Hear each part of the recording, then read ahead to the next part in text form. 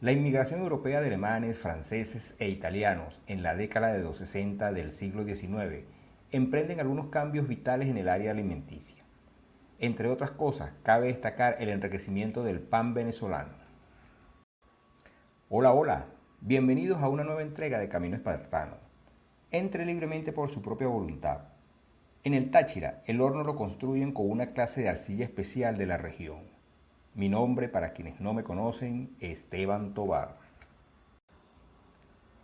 Pudo haber sido la famosa arepa andina que en el Táchira dio un vuelco en el hábito alimenticio hacia el nuevo tipo de pan, y por la preparación en su elaboración con fórmulas traídas de Europa con ingredientes naturales de la región, más las necesidades de alimentarse de manera consona en las duras tareas del campo.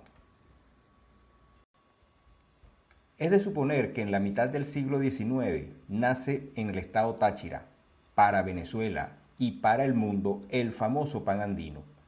El trigo que se utilizaba para el pan andino era producido en la mesa de Aura, cercano a San Cristóbal, Capacho y El Cobre, zonas preferentemente trigueras. Los molinos de muelas, aparecidos en distintos sitios, se encargaban de moler el trigo de manera integral. El pan andino debía su peculiar sabor y aroma a los ingredientes naturales y el famoso guarapo de Talvina, especie de pie hecho en un día antes, elaborado con un poco de harina de trigo, panela y agua, que luego de mezclarse con mucha fuerza, se dejaba descansar hasta el día siguiente de manera que su fermento originara los efectos que produce la levadura madre. Con la mezcla de estos ingredientes como la harina, huevos frescos y manteca de cochino, algunos panaderos utilizaban la cerveza, la panela, la sal y el guarapo, del cual había que dejar siempre todos los días un poquito para darle sabor al próximo guarapo. Se producía una mezcla muy olorosa, la cual era sobada a veces a puño limpio, con un mecanismo creado por el mismo panadero, bien sea con cilindros de madera o con un palo, con el cual presionaban la masa en función de soba.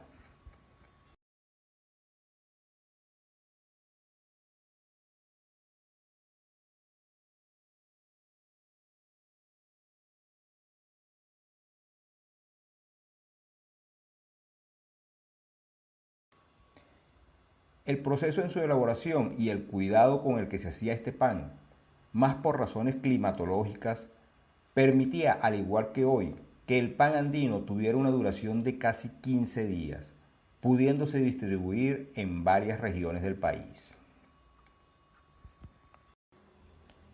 Otro de los factores influyentes en el pan andino lo representaba su cocimiento.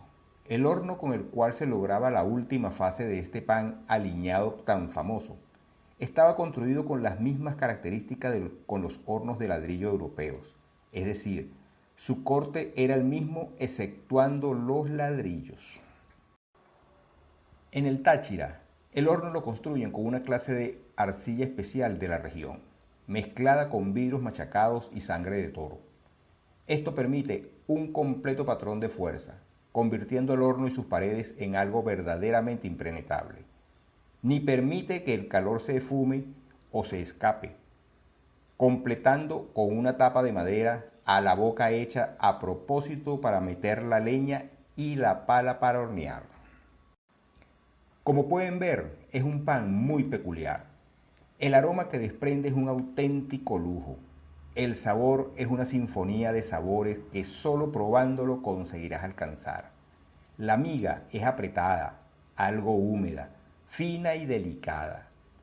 La corteza es suave y algo crujiente por la capa de mantequilla y azúcar que lleva por encima.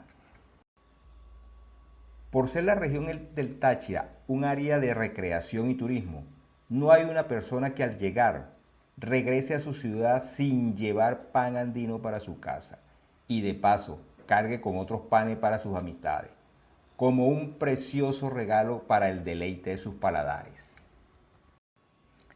El pan de azúcar, el de maíz, el de coco y las ricas quesadillas de la grita. No hay pan en otro estado como el pan del Táchira. Otros tipos de pan muy solicitados son pan negro, aliñado dulce, de avena, azucarado, de mantequilla, de leche, de agua, aliñado de sal, de queso, el famoso camaleón, mojicón, acemas de chicharrón, acemas de bocadillo, bizcochos, almojábanas, mantecadas de semas, rosquetas, polvorosas, regañonas, mestizas, afrechudas, señoritas, cestas y la paledonia. Después de una pequeña historia y un pequeño recorrido, no nos queda otra que esperar tus comentarios de cuál es tu favorito. No está fácil la elección. Bueno, para nuestra próxima parada será el estado Sucre. Allá nos vemos.